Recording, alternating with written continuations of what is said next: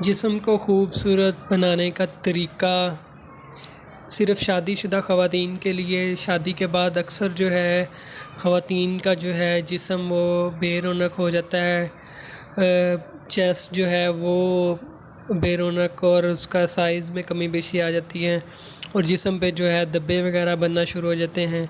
ठीक है, जिस्म पर का जो रंग है वो काला हो जाता है और जिसकी वजह से फिर जो है उसका मर्द उसमें इतनी तवज्जो नहीं देता और काफ़ी जो ख़वातीन हैं इसके लिए जो है फिर परेशान रहती हैं, टोटके भी करती हैं, सारा कुछ करती हैं, लेकिन उसके बावजूद जो है उनका जो ये मसला है वो ठीक नहीं होता।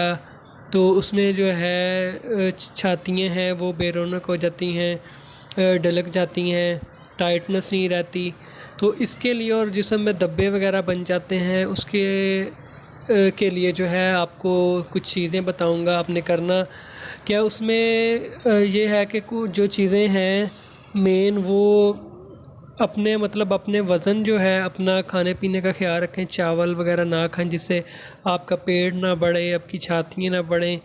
ठीक है, तो उसके साथ जो है आपने जिस्म को गोरा करने के लिए शर्मगाह, छातियाँ, पूरा जिस्म जो है गोरा चिट्टा करने के लिए और छातियों को टाइट करने के लिए तो आपने क्या करना है, ईवियन के कैप्सूल लेने हैं। ये एक कैप्सूल डेली आपने खाना है। ठीक है, और CAC कैल्शियम जो है प्लस ये डेली आपने एक पीनी है। ठीक है, 2 चीज़ें हो गई। अब आपने तीसरी चीज़ है अर्के गुलाब और इसके साथ ईवियन का कैप्सूल जो है 10 कैप्सूल डालने हैं और अर्के गुलाब की एक छोटी बोतल डालनी है। ठीक है, ये आपने एक पेस्ट बना के लोशन टाइप बना के रख लेना है।